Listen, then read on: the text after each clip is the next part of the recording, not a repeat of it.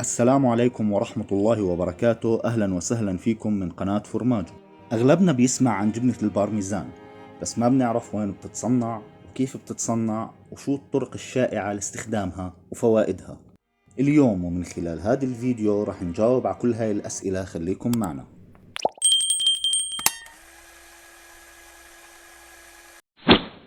جبنة بارميجانو ريجانو أخذت اسمها من مدينة بارما ومدينة ريجو إيميليا التابعات لإقليم إيميليا رومانيا شمال إيطاليا. وفقا لأحد الأساطير، تصنعت جبنة بارميجانو ريجانو بالعصور الوسطى في مدينة ريجو إيميليا، وامتد إنتاجها لمدينة بارما ومدينة مودينيا.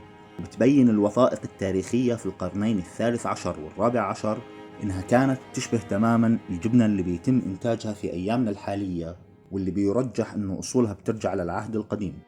بسبب التقليد المستمر لهاي الجبنة خضعت للوائح مراقبة صارمة، وفي عام 1955 انشهرت باسمها المعتمد. وبهاي الطريقة دخلت بارميجانو ريجانو في الاتحاد الأوروبي حماية لاسم المنشأ المميز للمنتج BDO. تتغذى الأبقار على الحشائش حصرا لإنتاج الحليب الخام اللي بتتصنع منه جبنة بارميجانو ريجانو. بينخلط حليب كامل الدسم المأخوذ من حليب الصبح مع الحليب الطبيعي منزوع الدسم والمأخوذ من حليب المساء، وبينترك بخزانات كبيرة لتسهيل عملية فصل القشطة، وبينتج عن هذا الخليط حليب منزوع الدسم لحد ما بينضخ الحليب بأوعية مغطية بالنحاس، لأنه النحاس بيسخن وبيفقد حرارته بشكل سريع. بعد هيك بينضاف مصل اللبن، وبتنزاد درجة الحرارة لتوصل من 33 ل 35 درجة مئوية. بعديها بتنضاف منفحة العجل، وبتنترك الخلطة لتتخثر من 10 ل 12 دقيقة.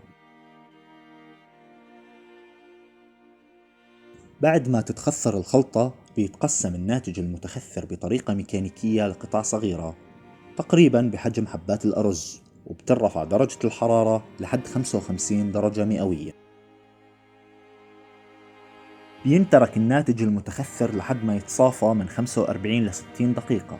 بعدين بيتجمع الناتج المتخثر في قطعة من الموسلين قبل تقسيمه لقسمين. بيحتوي كل وعاء على 1100 لتر من الحليب، وبينتج قطعتين من الجبنة. بيتشكل الناتج المتخثر على شكل عجلة، وبكون وزنها حوالي 45 كيلوغرام. بعد هيك بيتم وضع قطعة الجبنة بفولاذ غير قابل للصدأ دائري الشكل، وبيتم شده بإحكام باستخدام مشد زنبركي، وبهاي الطريقة بيحتفظ على شكله المميز على شكل عجلة. بعد يوم أو يومين بيتم إزالة المشبك. بعديها بينطبع رقم المصنع وشهر وسنة الإنتاج، وبينضاف المشبك الفولاذي حوالين الجبنة اللي بيحتوي على بروز مكتوب عليها اسم الجبنة، واللي بدوره بيطبع الاسم بعد يوم واحد. بيتم وضع عجلة الجبنة بحوض ماء مالح لتمتص الملح بمدة بتتراوح بين 20 ل 25 يوم. بعد الغمر في الماء المالح بيتم نقل عجلات الجبنة لغرف تخزين طويلة الأمد في المصنع لمدة لا تقل عن 12 شهر. بيتم وضع الجبنة على رفوف خشبية، ممكن أنه يحتوي الرف الواحد على 24 قطعة جبنة بالطول و90 قطعة جبنة بالعرض. تتنظف الجبنة يدويا أو آليا كل أسبوع، وبتتقلب قطع الجبنة خلال هاي المدة. بعد 12 شهر بتفحص جمعية لجان بارميجانو ريجانو جميع قطع الجبنة عن طريق ضرب قطع الجبنة بمطرقة وسماع صوت الضربة، وبالضرب على أماكن مختلفة على عجلة الجبنة. وبهاي الطريقة بيحدد الشقوق والفراغات الغير مرغوب فيها داخل العجلة.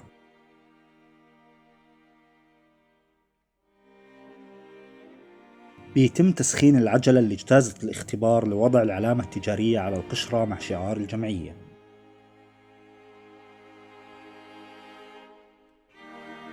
بالنسبة لقطع الجبنة اللي ما اجتازت الاختبار توضع خطوط أو صلبان أو علامات أو أشكال على القشرة الخارجية بتدل المستهلك إنه هاي القطعة ما وصلت للجودة العالية لبارميجانو ريجانو.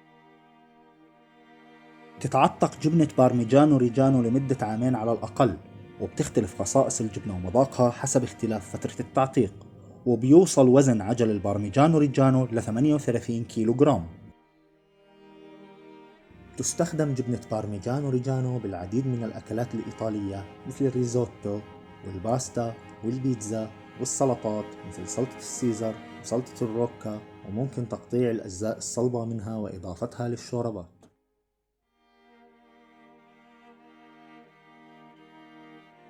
تتميز جبنة بارميجانو ريجانو بعدة مزايا صحية لأنها مركزة بالعناصر الغذائية والفيتامينات، خاصة فيتامين A وفيتامين B12 وفيتامين B6 ومعادن ضرورية زي الكالسيوم والفوسفور والزنك. تمتاز جبنة بارميجانو ريجانو بأنها مناسبة لمتبعي الحميات الغذائية لأنها بتحتوي على نسبة قليلة من السعرات الحرارية، كما أنها مناسبة للأشخاص اللي بيعانوا من حساسية ضد اللاكتوز لأنها بتحتوي على نسبة قليلة من اللاكتوز.